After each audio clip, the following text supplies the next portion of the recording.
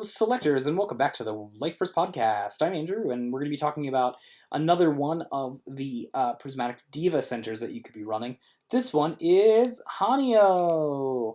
Now, Hanayo is not one of my absolute favorite L rigs in the world, but I like her. I think she's got a very cool design. I really like the fire flowers.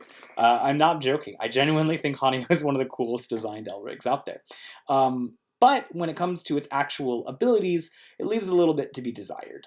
However, there is a small niche for Hanayo to function after a long time of thinking, and I think Hanayo's niche is in a dash deck. Now, it's basically, this should, just before I go into it too hard, this is basically a clone of Dash Urana. You could take out Hanayo, replace it with Dash Urana, probably run the same basic deck.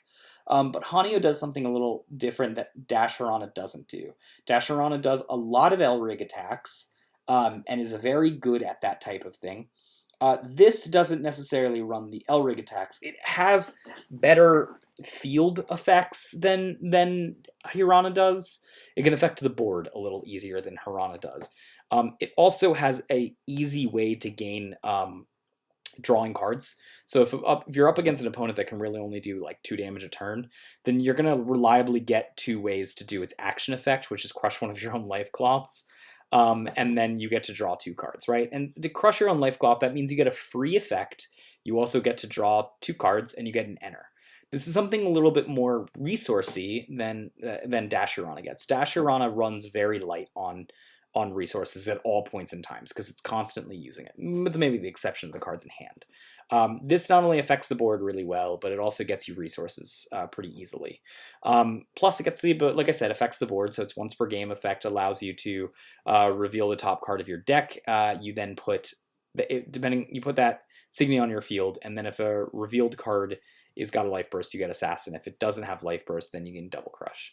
You could play around this in terms of building a way to basically control that. I don't think it's really necessary to do that in red. You're probably going to open up one lane, put a Signy in there, and then have a closed lane that you can't put open, and you're going to flip the top, and if it's Assassin, cool, you just give that to the one that's in the closed lane. If it's double crush, cool, you give it to the one that's in the open lane. I think that's the best way to deal with that kind of thing. Its enter ability is pretty standard, again, board affecting. You target one Signy on your opponent's field and vanish it. Overall, you get yourself a pretty solid L-Rig in terms of hyper aggression. There's really no other way to play this, in my opinion. You have to do hyper aggression. Because to maximize its effects, you need to hurt yourself, basically, for it. You don't have the luxury of time, like some of the other L-Rigs do. So the best way that you can build this is a hyper-aggressive deck. Now, whether that needs to be a hyper-aggressive tempo deck or a hyper-aggressive aggro deck, it's your choice. But either way, it needs to be probably hyper-aggressive. The rest of this is pretty much a clone of Dash Urana and does what the Dash Urana does, with a little bit less card draw in the actual L-Rig, or in the actual deck itself. In my Dash Urana deck, for example, I have 4 Tristan and 2 of the like blue cards that also have Tristan's life burst of basically being able to draw extra cards. In this deck, you don't have that because you don't need it. You're also going to reliably fire off Miko Zubashan a lot more than you would in Dash Urana. Being able to bottom something on the opponent's field and then also be able to check their hand out to grab a guard and strip it away from there. I actually think it's a lot more of a free effect in this type of deck. Outside of that, you're doing the normal stuff, right? You're going to open a lane with Tama Loud Voice. You're going to be gaining some extra cards with Miko, especially if the opponent's on discard. You're going to be using Tama Aura to allow yourself to do a double attack with your L-Rig. You're going to get an extra damage in with Entwined Supremacy. Song of Wixoss to draw some extra cards. I tried some other stuff here, and I didn't think any of it was really worth it. So Song of Wixoss, just being able to do the combo with Miko, Zubasan, and Song of Wixoss to draw the cards that you're inevitably going to discard to Miko is a really good option.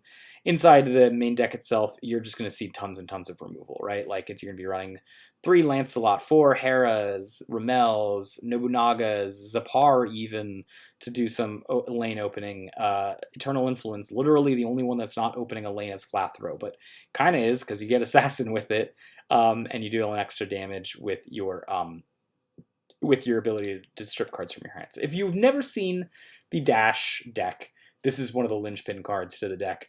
by basically making sure that you always have 6 cards in your hand when you go into your turn 3 or turn 4 that you're going off on. This effect, you utilize it to crush one of your opponent's life cloth at the beginning of the attack step to deal just extra damage in general. And then you'll always have no cards in hand, so you can go ahead and you play red and then gain Assassin with it. Outside of that, pretty much everything else has remained standard here. You've got Diabride. I didn't change Diabride over to what is it called? I didn't change Diabride over to Andromeda, but you probably could and be fine here. The Andromeda Life Burst is a little better, which kind of does work better with Hanayo, now that I'm thinking about it. So I think that's a pretty good choice to do that as well. I also like Diabride's ability here to search the deck, though. Discard a card, you look at the top 2 cards of your deck, and you put a card into your hand. That way you filter to Flathrow better, because Flathrow is such a key card here. But to each of their own, I think they're both powerful choices that you could be running. Pretty much everything else is bog standard Dash Urana stuff, with maybe the exception of this one card, which gets you back a Flathrow from the trash. I've been using it as it's just an insurance policy for Flathrow. I've only ever used it, I think, twice out of all the times I've ever run Dash Urana, so it's fine. But it's not necessarily mandated if you want to fit something else in there, like, I don't know, a Celebre, for example, would be perfectly fine in this slot and give you a better Life Burst to work with, so that way you can vanish out stuff. But this Life Burst is actually quite strong with Hanayo as well. Inevitably, look, this is Dash.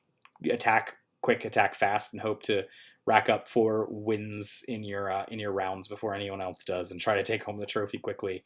And then never bring it back, because people will be expecting it and kind of playing around it for the rest of your life.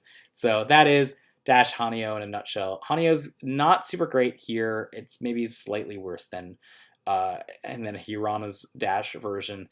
But don't worry, when Hanayo gets to the Dishona meta in about a half a year from now, she's going to be a top queen, so you'll get your chance to run a really good Hanayo.